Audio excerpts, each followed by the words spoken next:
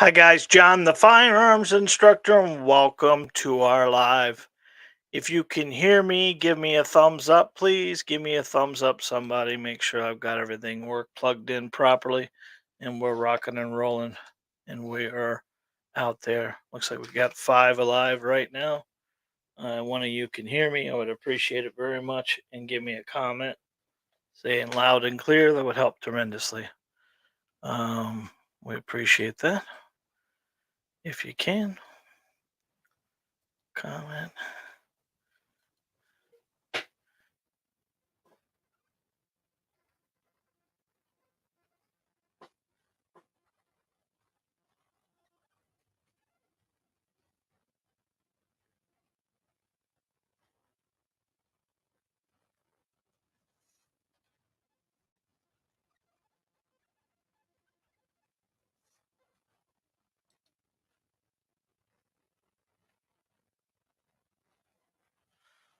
Mm, Setting.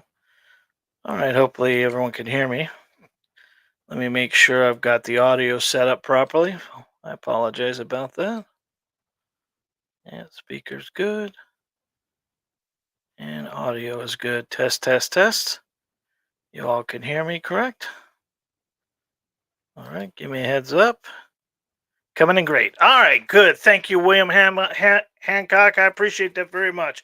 Good evening, ladies and gentlemen. My name is John. I'm the firearms instructor, and we have our live here. We're coming live from our Facebook pages, my personal Facebook page, and my business Facebook page, and we are coming live from YouTube. And if you're on this live this evening and you're watching it live, make sure you comment live for me, and you can always let us know where you're coming from as well. Let me know where you're at and where you're from and everything. We got nine people on there. All you can do is hit that comment button there. Tell us exactly where you're coming from and what's going on and who you are. We would appreciate that very much. We do these lives as much for me as we do it for you because I like to reach out and touch every one of my family member, my extended family members, just like you guys. So we appreciate that very much. I've got a great one for you this evening. We were going to be covering Natasha, as always. Biggest fan. Thank you, Natasha, for tuning in. We appreciate it very much. You are the best, honey. And your ammo is here, honey. So when you're ready to pick it up, let me know. I've got it all here. Got your case of the two and the other stuff. So, oh, Indianapolis, Mississippi. There you go. Awesome, buddy. Appreciate that very much. Is this the first time you've watched our live, sir? Or you been here before, William? I'm just kind of asking. We appreciate that. All right. All right, Natasha. We'll see you tomorrow, sweetheart. That's great. So, how is everyone? How was your week? I don't know if you heard about us here, but we had 7 inches of rain in less than a couple hours yesterday, and it rained all day, saturated everything, and we had flooded roads and flooded streets. I lived here all my life and have never seen a crazier time than this right now in Florida. It's gloomy, doomy, and it's terrible. I had a guy from London last week that that he comes from London, lives here half the year, and he says this reminds me of the London weather. I said, "Oh, that's terrible. That's not a good That's not a good thing to be here from." I'm always on here. Thank you, buddy. Appreciate that, William. Appreciate it very much. You're the best, and we shout out to you, William Hancock. Thank you very much for being a supporter. We appreciate it very, very much. Yeah, so he was telling me, reminding him of being in London, just not as cold, obviously. So we've had some wind, we've had some cold weather. I'm not cold like the half those football games the other week. Man, they were really really cold. That Kansas City game, that was a real cold one. But I'm a Buccaneers fan, and we actually won yesterday, so I'm kind of excited. I'm not going to get my hopes up too far because we got to go defeat the Lions. But once we've done that, Baker Mayfield looked really good yesterday, and I hope your football teams did well as much as you could. And if you're a Dallas Cowboy fan, I apologize. That is a tough loss again for the Cowboys. That's just not. I don't know what needs to be done there, but something needs to be done. Jerry Jones, he's livid at how far they get and how close they get, and then never touch. So, all right. So, everything else. Hope you're having a good week. We put together a list, and this is going to be kind of fun because it is the questions that new students have asked me, and we're going to ask the question and then we're going to answer the question. And there may be some new shooters on here. This is going to be very helpful for you. And these are questions that are asked to me on a regular basis from most students. Now, as you listen to these, if you think of one this evening, please, and I beg you, to to comment about it. Let me know. Maybe I've missed it. Maybe I've come off point on something. Because what happens a lot of times in some of our classes, I always tell students, everyone has a question. Some will ask it, some won't. But there are no dumb questions. You know what the only dumb question is? A question not asked, especially when it comes to firearms and things like that, that could be very, not knowing exactly what you're doing could be very dangerous for yourself. So we want to make sure that you're always asking the right questions, if that makes sense. So let's go ahead and start this presentation. I am going to pop it up. Oh, look at that. I've already got it all the way. Well, that is it. Conclusion. We're done. Have a good night. And we're going to pop it right here. Okay, so there's the thumbnail. There's the beautiful guy. And this is 10 common questions asked by new gun owners. Now, as a firearms instructor, a lot of times we get into a situation where somebody's going to ask a question because they're asking because they don't know, or they've heard somebody say something that's a little different. There's some common factors and some common myths or misconceptions. We've done one of these on the misconceptions of what firearms will do and what they won't do. But this is more in line of the simple little things that people may not know, and it's very important that you have your thoughts about it. So let's go ahead and flip over. The common questions asked by new gun owners. Welcome to our channel. I'm glad you're here. Today we're going to answer the 10 of the most common questions for new pistol shooters, and it will help you get you started with your right foot. Right foot. And let's dive in, okay? So pretty much on a regular basis, I get asked this question in one way or another. And it goes like this: guy walks in the gun store, they're standing at the counter, they're looking at all of these pistols. They spent a little bit of time online. They've looked up and heard the gurus out there telling them this is the best pistol for me.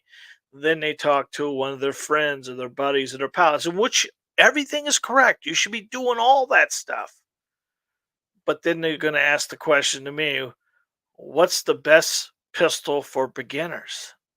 And I would tell you more than anything else, if you went to a firearm that had a 3.5 to 4 inch barrel, like this equalizer pictured here, or a Glock 19 with a 4 inch barrel, these are going to be easier to manipulate.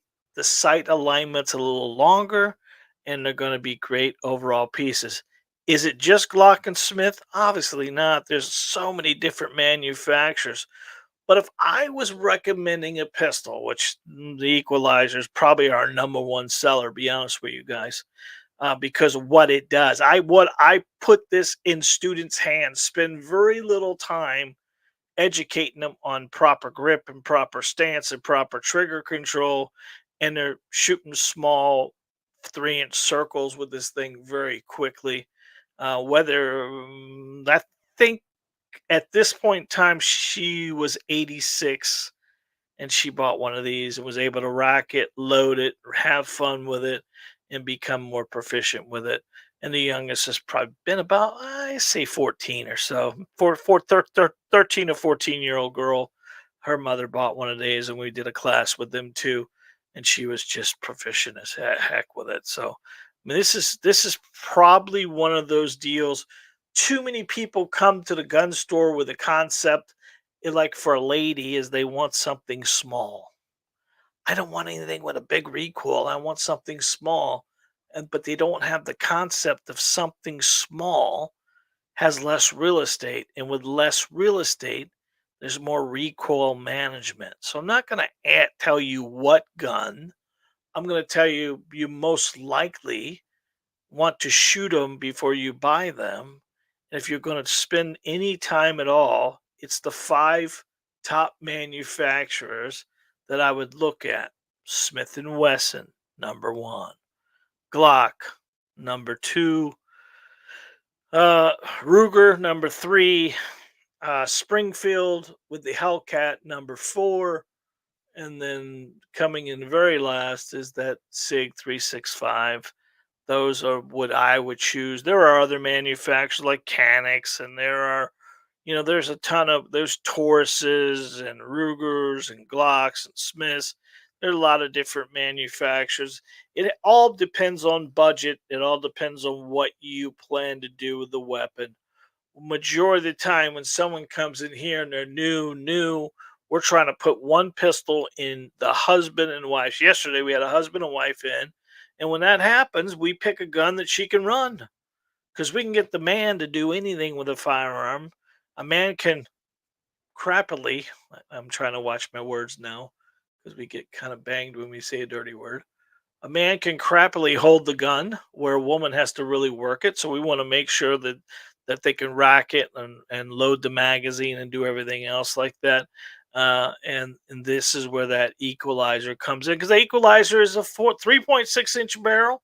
It comes with three magazines, a 15 rounder, a 13 rounder, and a 10 rounder. Now you need to check in your area what kind of capacity laws they have because they do have 10, 10, and 10, three magazines, 10 rounds. But there are places in the United States that they don't allow you to have over 10 rounds. This is Florida. We live in a gunshine state and we don't have any capacity laws like that. So, but you need to check your thing. And if you get to a gun store and be able to try these out, you'll find that which gun fits your hand the best. It's got to be that off effect.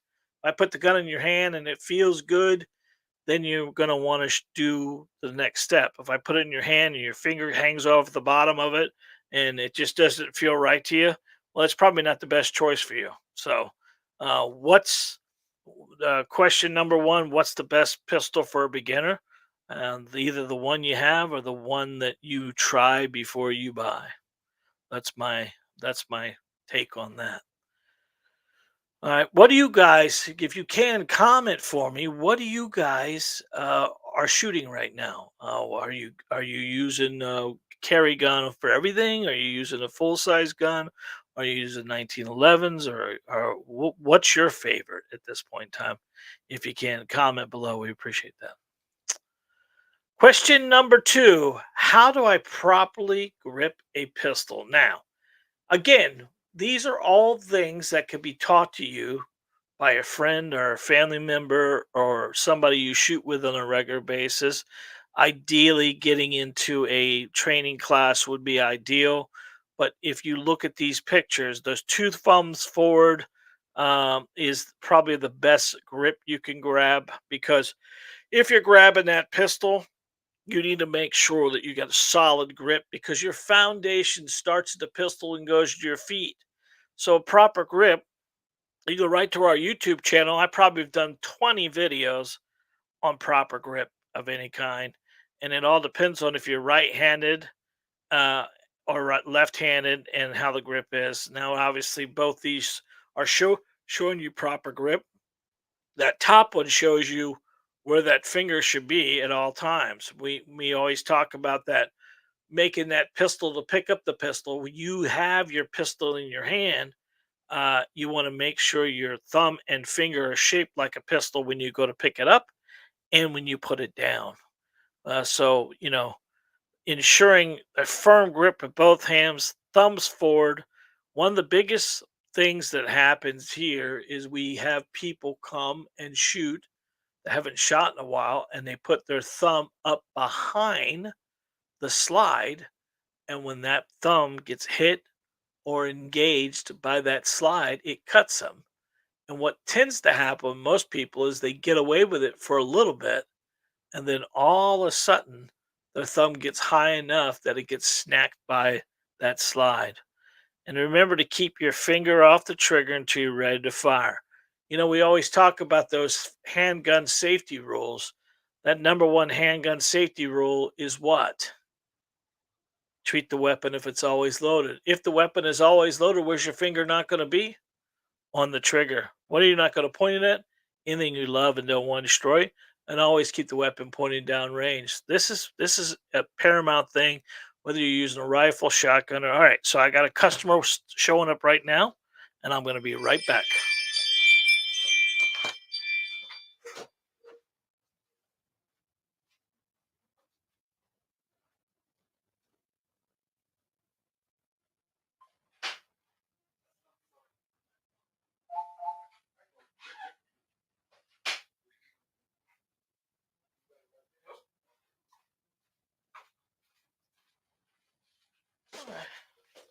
Sorry about that, guys. We are an active gun range. Sometimes it happens. Door gets rung. We have to do what we got to do. My little boy is not feeling well today, Jacob. So I'm actually having to run front side and back side. One of the help just showed up, so we're good. Yeah. So that's it. Number two, how to have a proper grip on a pistol. All right. Here's one that most people ask this question because they heard the terminology but don't know what it really means. And the question is, what's the difference between a single action and double action pistol? And I kind of dumbed it as quick as I could, but I want you guys to think about a revolver. Now, remember the old cowboy revolvers when the cowboys were fanning it? They were using their hand and bam, bam, bam, bam, bam. They were kind of smacking the back of the trigger, and that was making the gun fire because those pistols are what's considered single action, which means action has to happen. A single action has to happen for the weapon to fire.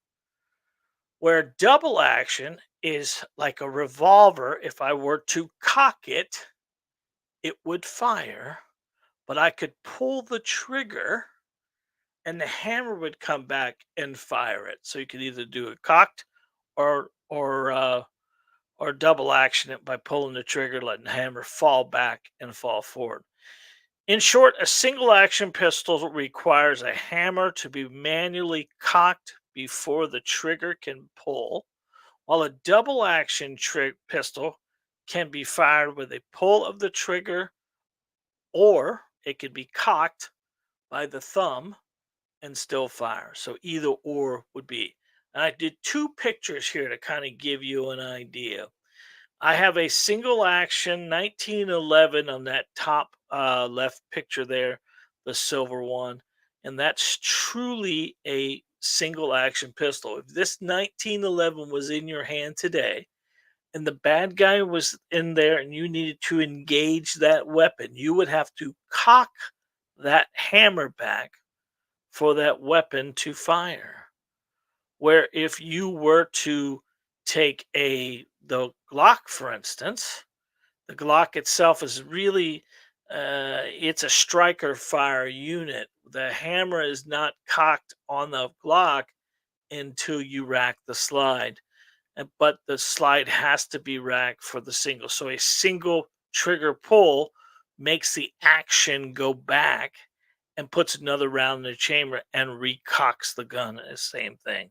So each one of these would be different, and they do make double action pistols like the old 92 FSS from Beretta and things like that, which could be doubled in single action as well.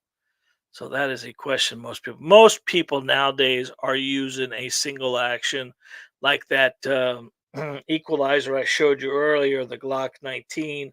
All of these units that are their striker fires or their double action only weapons, and they will you rack the slide, you put around the chamber, you pull the trigger, and the action of you pulling the trigger makes the slide go back eject the original casing, and strip another one off the round. And it does that over and over and over again until the weapon is empty.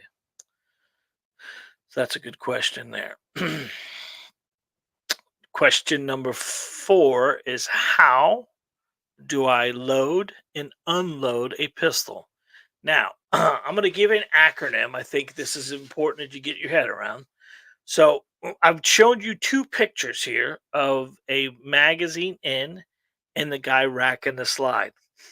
Now, I want you to think about, you may have not ever been to the range before or shot a pistol before, but if you have, you got to get the concept of loading and unloading. How do we load a semi-automatic pistol? Well, we start with putting rounds in the magazine. And once we've got the magazine loaded, we're going to stick that inside the weapon. And then we're going to pull the slide back and put a round in the chamber. Not only did when we rack that back, do we put a round in the chamber, but I told you before that cocks the gun, if that makes sense. So once we've done that, if I wanted to unload that semi automatic pistol, we need to think about taking the life out of the gun. And if you can remember one thing for me, I want you to remember the acronym DROP, DROP. How do we unload a semi-automatic pistol? Is the very first thing we must do is take the life out of the gun. And the life of a semi-automatic pistol is the magazine because it feeds it. So we need to take the magazine out first. Does that make the gun unloaded? Absolutely not. There could be one in the chamber, right? So then we need to drop the magazine, rack the slide, like this gentleman's doing right there on that right-handed picture there. He's racking it out, and that dummy round is falling out of there. Now we can't tell if he's got his magazine out of there, but if he would have racked that slide and that round was popping out, but he had his magazine in there, another round would go into the weapon. So that's why the magazine must come out first. So we drop the magazine, rack the slide, open the slide, is putting the gun in slide lock, and P is physically checking it. Beautiful thing about a semi automatic pistol with the magazine out and the weapon at slide lock, the gun will look through and you'll be able to see that it's completely empty. So, how do we load and unload a pistol? Always make sure the firearm is pointing in a safe direction. To load, insert a loaded magazine into the chamber round. To unload, remove the magazine, lock the slide back, and physically check and inspect the chamber to ensure it's empty. This is something that seems challenging, but it's pretty simple. Remember, the life of the gun is the magazine, and it must come out first, not last. Because if someone racks the slide with the magazine in, it's taking one out, it's putting one in. And that's the key, because most people hurt themselves with what? What they thought was an unloaded pistol. That they thought was an unloaded pistol can hurt them more than when they. So knowing to unload and load the proper way is important. All right, here's a great question. Here, I get this asked a lot. What's the purpose, or do I need a safety on a pistol? What do you guys think? Do we need a safety on a pistol? Mm, is a safety a mechanical device? Is the safety a safety if you don't manipulate it? Now, there's two safeties you're looking. There's three safeties here you're looking at right now. The one on the left hand side of me, and the one the equalizer that says 2.0 on it, that has a wall safety, which is this top piece right here. And then there is the backstrap safety. Those two make this gun safe because if you don't hold on to the gun properly, the trigger will not be able to be engaged without having that backstrap safety engaged.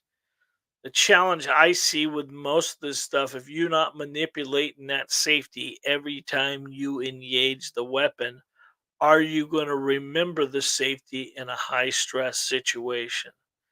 And the answer is probably no, you won't, because your body's going to fall back to its weakest training And if you're not manipulating that safety every time you engage the weapon and it's not part of your system, are you going to remember it? I'm going to tell you the best safety you can.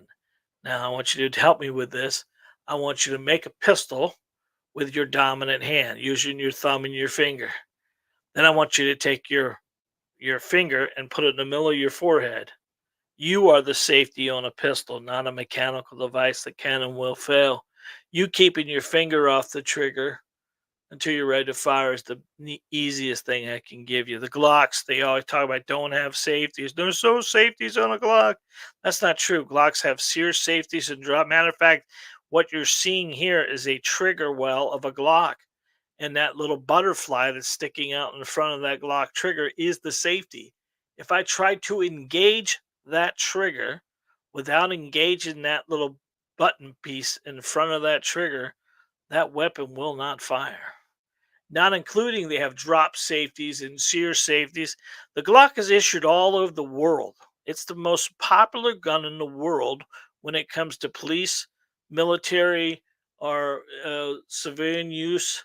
And let me tell you, there are very safe. These things have been dropped up from helicopters. They have been dragged across the ground. There's a lot of positive. If they were a really unsafe gun, they wouldn't be issued as much. So keep that in mind. Do you need a safety on the gun? No. Are you the safety on the gun? Absolutely. You need to get your head around that. I am the safety, not some mechanical device that can and will fail. Remember, if I shut those lights off at your house, they will not turn back on until someone turns them back on. That's the idea of a safety. I need a safety to make me safe. Is it going to make you safe, or is it going to be more of a challenge for you? Because if you don't remember it, in a high stress situation, when you muscle memories have to kick in, like I said before, if you're not manipulating every time, these trigger safeties are a lot easier and they're mechanically in there because you have to engage the trigger to make the safety go off. And that's probably an easier safety to remember than some kind of wall safety. Now, I will tell you, there are pistols out there that need safeties, like a 1911 combat style 45 or 9 millimeter ACP. Those are single action pistols, like the one I showed you back here a couple of slides ago, the silver one you see here. That has to have a safety because mechanically, when I am carrying that gun, I need to make sure that it's ready to rock and roll. And how is that going to be ready to rock and roll? When that safety's on and that hammer is back. And this is a term called cocked and locked. The hammer has to be back and the gun being on safety for us to manipulate it and make it safe. I pick the gun up, it has a backstrap safety. I go to grab it. At that point in time, I take the safety off and use that safety on the side of the gun, the thumb safety, to take it off. And that's what we need to do. All right. So, are you a safe? Are you the safety? Yes. Do every gun need a safety? No. Revolvers don't have safeties. The trigger pull on a revolver is the safety. So people come here all the time going, I must have a gun with a safety, thinking the safety is going to do some magical thing that technically it's the person that does the safety, not some mechanical device that can and will fail. All right. How do I clean my pistol? This is a great one because a lot of people look at the cleaning of a pistol and look at it like it's, brain surgery or something like that. The easiest thing you do is just what you're doing here tonight. You go on some YouTube channel throughout the area here, read the manual that you have, watch a few videos. It is simple, man. If you find out how to break down, the magic word is how to break down or take down the terminology, how to take down a Glock 19. And there'll be four or five guys explaining it to you. Now, a lot of them go into grave details and go through all this stuff. If you're local here in our area, my son Jacob, he every Sunday he works and he teaches you to fish. So you want to come up here, he'll walk you through cleaning your gun, getting it all set up for you. and he'll teach you exactly what you need. He'll sell you a cleaning kit at the end of it, or you could just bring it down. Most firearms need to be cleaned on a regular basis. With the first 500 rounds out of a firearm need to be shot first to break it down. But after that point, disassembling the pistol, following the manufacturer's instructions, clean all the parts with solvent and a brush, and reassemble and lubricate it properly. That's as simple as it goes. And I will give you a hint. Here's what I'll tell you: the barrel needs to be clean, the feed ramp needs to be clean, and the assembly itself needs to be oil free as much as possible. You don't want a real oily gun, but you don't want a dry gun either, because they can cause some jamming when they're dry like that. And this is a little kit, a picture of a kit. It's got a brush, it's got a little toothbrush, it's got the what we call the jags that come with it. It's got solvent, aerosol. You can go get some like uh, a 1, 2, 3, which is a lubricant, a solvent, and a oil all in one can. You don't have to get too tactical with this thing. You just need to make sure that if you're shooting it on a regular basis, that you do break it down and get some of that carbon buildup that you add in the gun. The carbon buildup what causes most of the problems with the thing. And then if you're wearing a gun or carrying it on a regular basis, you want to be very careful of the salt that's on your body getting on these guns and causing them to rust a little bit. Beautiful thing about firearms nowadays is they are made out of an alloy. They're not really made out of true steel anymore. So they hold up pretty well, even in a salty situation like against bare skin. But you should wipe it down every once in a while to make sure they're clean and ready to work. Like anything else, you got to change the oil in the car. You got to clean the guns once in a while. It's not hard. It's not difficult. There are a lot of different videos on each one of them. Most of the manufacturers now have a 1, 2, 3 kit that makes it very easy for you to take apart and put back together. There are probably every manufacturer has 2 to 6 videos from other people that could show you exactly what you need to do. Do you need to spend all day doing it? Absolutely not. I think Jacob takes about 4 minutes to clean a pistol, and it's something that once you've got it and understand it, it becomes so easy.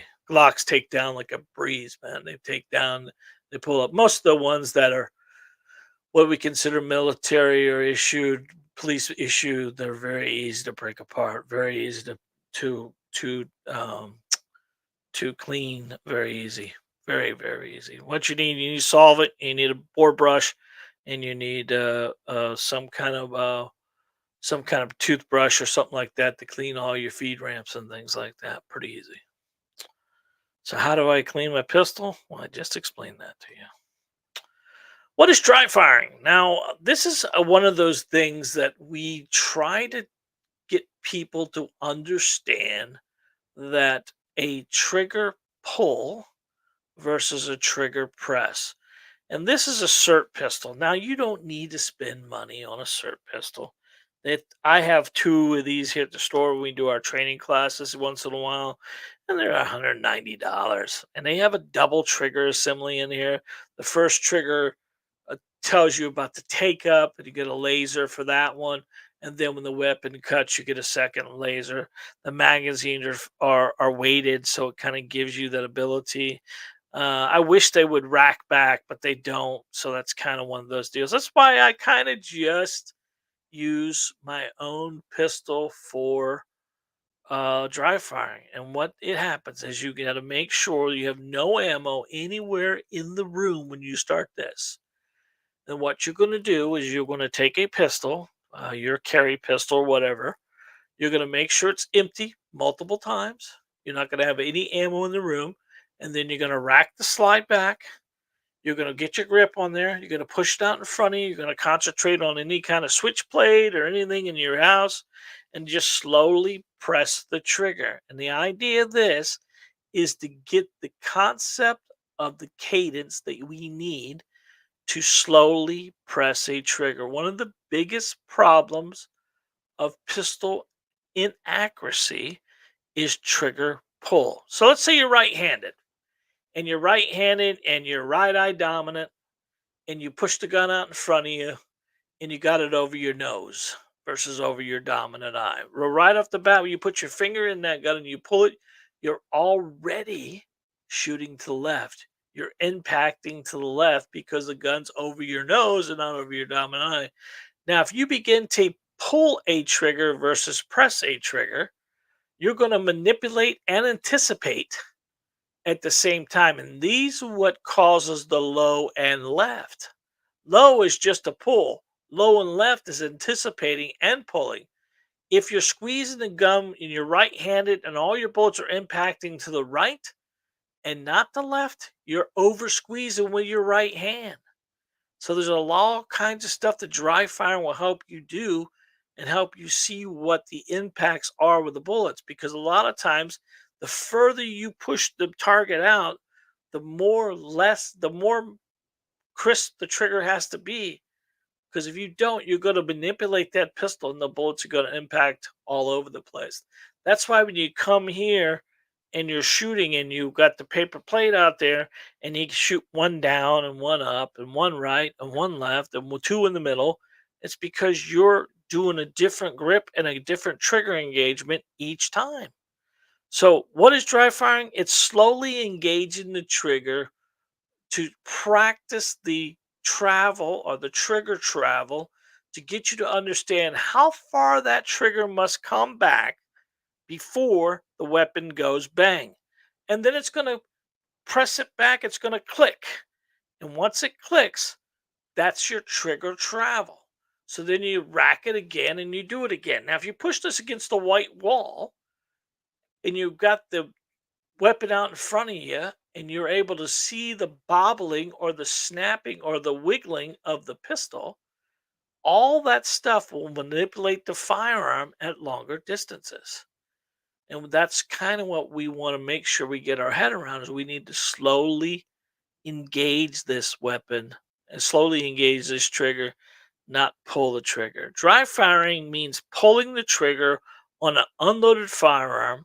It's a useful training technique to improve trigger control and sight alignment. Now, the sight alignment, you need to make sure you're looking through the gun when you cut this. That's why I said you use a light switch or anything else like that. And then you're just watching for that front thing. Now, I did a video a while back where I took a penny on a Glock and I turned that penny flat and put it directly on the front sight. And I pushed it out in front of me, and it was the video is called dry firing, and I was able to cut that trigger without the penny falling off of the sight. Now you have to take that, get yourself in alignment, push it out in front of you, and slowly press the trigger. And that kind of gives you the idea of the slowest engagement possible without manipulating the firearm. This is dry firing helps us really control the weapon, which you do a bunch of dry firing. So what's happening more than anything is every one of us has a monster inside of us, you see? And when you're using that weapon, it's screaming its freaking head off because it doesn't know what the hell you're doing. So every time you engage a trigger, you get the internal flinch. You know you've all done it. Where you thought you had 5 rounds in the gun, but you only had 4. And then when you went to go shoot that last round, the gun went click, but you didn't stay still. You did a little bobble, and that bobble causes so much stuff. And we get people here all the time that are trying to understand what I'm saying to us. So I'll load the magazine instead of loading 5 rounds in it. I'll put 4 in it, and then when they go to cut that shot on that fifth shot, and that gun dips a full 2 inches, and they see it, they go, "Oh my god, I can't believe I'm doing that." They don't even know they're doing it, and that dry fire will help us tremendously become a better shooter. So that's a good one. I like that one. How do I aim a pistol? Now, lining up the front and rear sights is pretty easy there. Now, we've talked about multiple different sighting systems, but I always talk about that 6 o'clock hold. Because if I can remind you of one thing and one thing only, that barrel is below your sights, and your sights are above your barrel.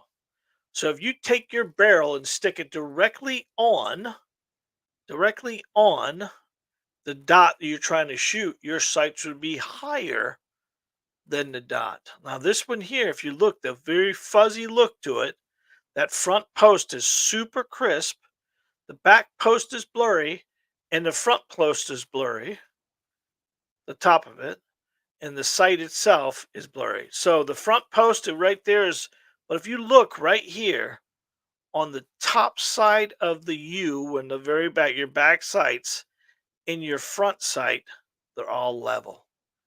And it's aimed below the dot. So this is called 6 o'clock hold.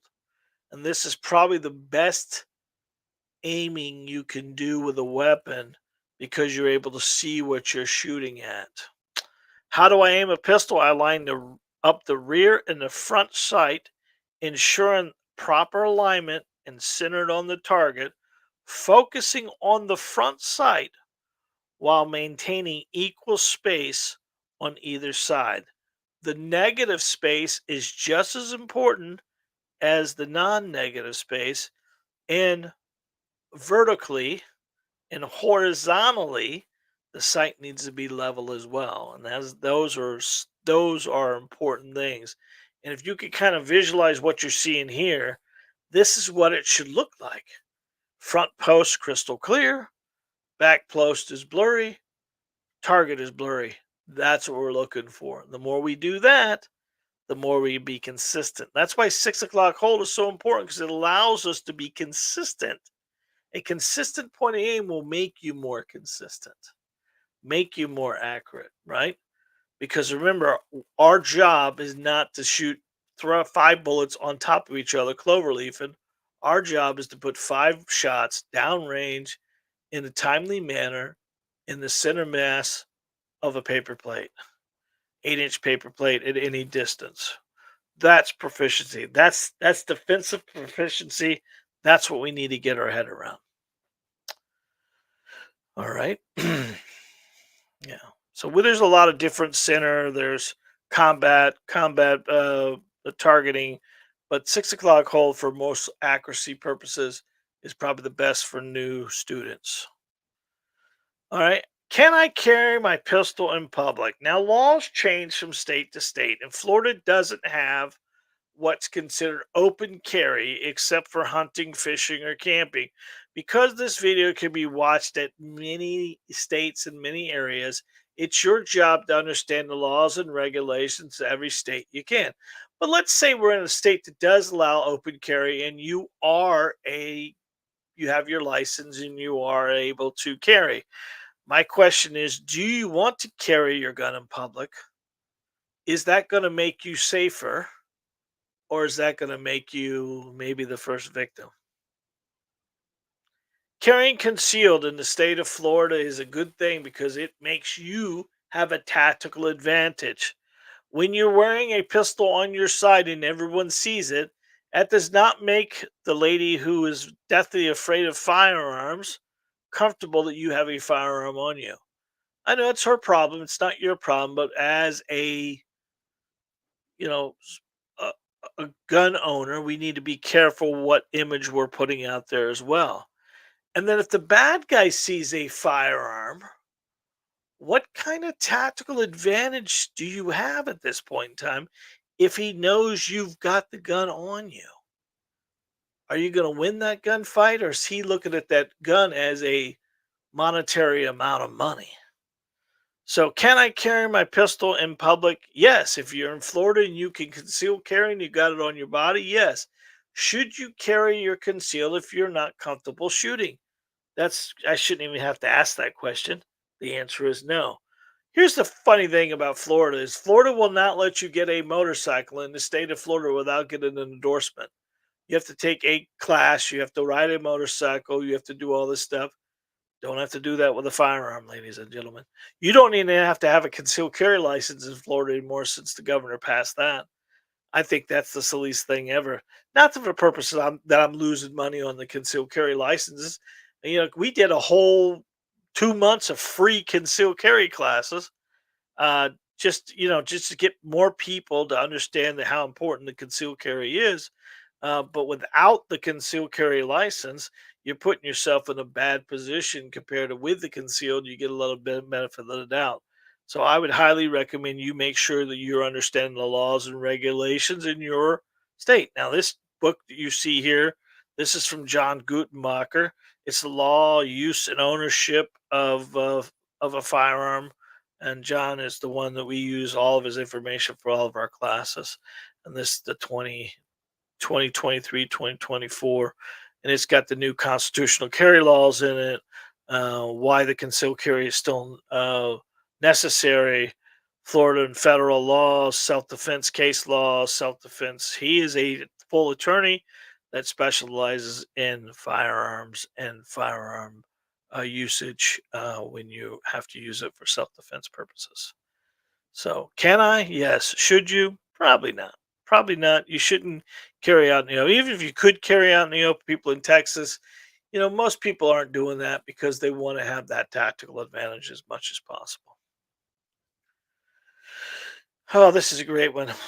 How can I improve my shooting accuracy? Well, I can tell you taking a class probably would be the best money spent. Obviously, I'm biased because I'm good at it, but there are a lot of guys out there taking a training class, getting the foundation we need to become more proficient, and then visiting websites throughout YouTube and finding these um, proficiency tests that you can do. I could tell you the line drill's a good one. The diamond's a good one.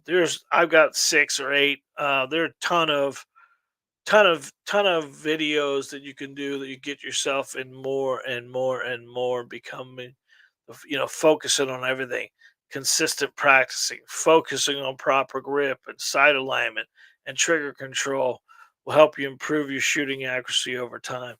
The great thing about shooting, it is a stress reliever, like we talked about last week, but it gives you so much confidence when the time comes. When the time comes that you need to use it, your body's going to shut off every unnecessary thing it deems unnecessary, to make sure that everything else is ready to rock and roll. And being able to do this, like, when's the last time you shot one handed? When's the last time you shot with your non dominant hand? When's the last time that you had to rack the slide with your non-dominant hand and shoot with your non-dominant hand? And these are all things that maybe kneeling or pulling the mag and putting a new mag in, maybe having a misfeed or something like that. All of this stuff needs to be muscle memory. Without it being muscle memory, it's going to be so much more challenging when the high stress comes that you're going to be able to get yourself through it. So, how can I improve my shooting accuracy? By shooting, by taking a class, getting your foundation, and getting out and doing it on a regular basis. Let me just tell you, I can tell you that most people don't shoot enough. And if they do shoot, they may be shooting too much. Like last Saturday, I had two guys in here. They came in, they had ammo. They just paid for range time. I watched them back there for a while. They were pretty good shooters. They got to, I'm gonna say, probably 200 rounds between the two of them. They came out. They bought another 200 rounds, one for him, one for him. They came back out, bought another 200 rounds. They went through 600 rounds in, what, 2 hours. They were here. What do you think? What do you think their accuracy was after the first 200? I went back, looked at the targets later on. They were all over the place, man. They were all now they were, that they were just here to shoot. Now, should they have done that? Should they? I'm not gonna tell them what they can and can't do back there, but did that help them Absolutely not. It didn't help them. Every time we touch this pistol, we're picking up a habit. We want to make sure every time we touch the pistol, the habit we're picking up is a good habit, not a bad habit. How many rounds of that 600 rounds were positively where they wanted them at that point in time? And there becomes our challenge at that point. Are we physically, I train every day, and I teach people to train every day. And majority of the time, those people every class we do, it's just 50 rounds. We don't do more than 50 rounds. Put 5 rounds in a gun and make the most of it. When you start putting 10, 15, 20 rounds in the gun, you're along for the ride after the fifth round. After that fifth round, you might as well just put it down, re-rack it, do what you got to do to get yourself in a position, because the more we try to hold that gun still, the harder it becomes for us. So, how can I improve my shooting? By actually taking a training class. I know a guy. If you need somebody, let me know. And then being able to get out there, practice and focus, proper grip, proper alignment, sight picture, and just doing it over and over again until it becomes muscle memory for you. All right. In conclusion, thanks for watching this. We hope these answers helped you on your journey as a new gun owner. For more helpful videos, make sure you subscribe to our channel. Stay safe and keep shooting. Guys, do me a favor. We're going to go to comments here in a second, but I'd like to know, what's your training? How many times a week are you shooting? How many times a month are you shooting? And are you doing a lot of pistol shooting? Tasha, I know you, honey. So Tasha's shooting an awful lot. So, but beyond that, if anybody else wants to comment, we would love that. All right, let's go to comments. Here we go. All right. All right.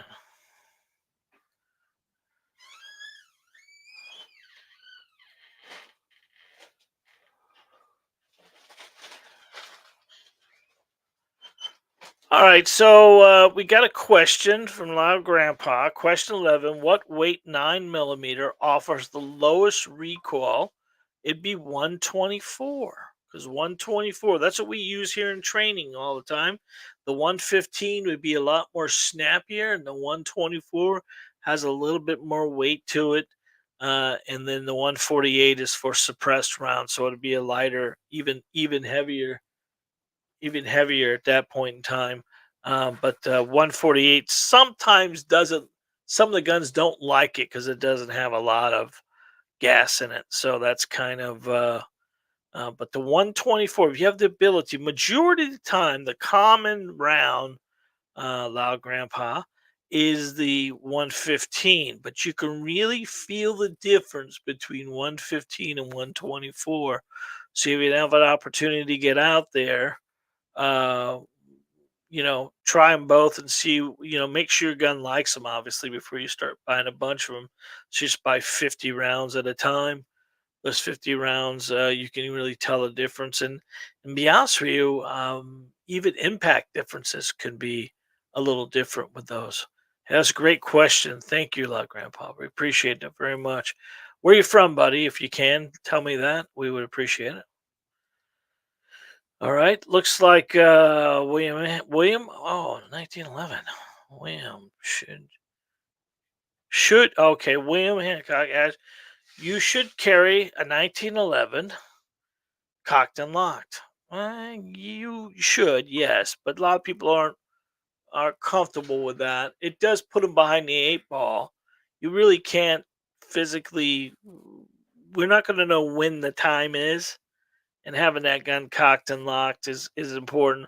A lot of the smaller 1911s, like the Sig 938 or the Smith and Wesson's model, they don't have the backstrap safety. A 1911 has the backstrap safety and the wall safety, makes it a pretty safe weapon. It was issued through the United States military for many, many, many, many, many, many, many years, and they had no real accidental discharges very often. But it can happen to anybody. But not having it cocked, you put yourself in a pretty bad position. There are the Israeli carry, which they cock it before they shoot it, and that was done more in their line because they were issued multiple different guns because of financial things. They were getting Glocks, they were getting 92 FSs, they were getting 4 or 5 different pistols. Instead of them going in and going, this is how you train with this one, this is how you train with this one, they just did not. They told all their servicemen not to put around in the chamber until they're ready to fight, and that's how they train. That's how they got there. But every cop in the United States at this point in time is not waiting to put a round in the chamber until they need it. There are rounds in the chamber at this point in time. So you are right, sir. You should carry the 1911 cocked and locked. Yes, very good. Thank you for your question there. Appreciate that very much. All right. Skywalker, welcome, buddy.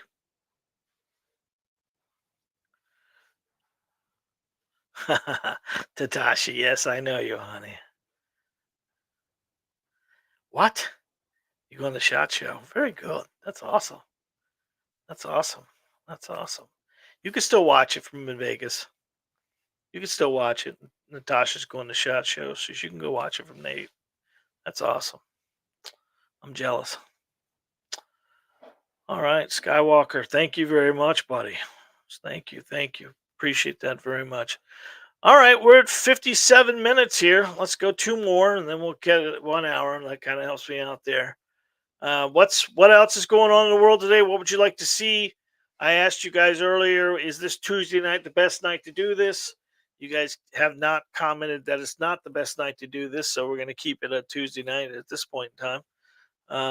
I hope that I magically keep coming up with these things. I don't know where they come from, but I kind of I haven't. I don't think I've repeated one yet. Now a lot of the stuff I say is repeatable because it's all the stuff that we work on a regular basis. But we're working on a bunch of different stuff for our videos here at the store, and we're doing a little bit of different backdrops and stuff like that. So hopefully that'll all be shown here in a little while.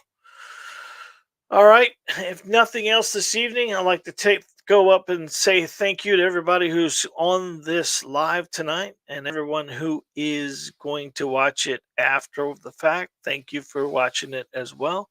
You are you're my world. I love you guys. Whole reason why we do this is for the community and us giving it back to you guys.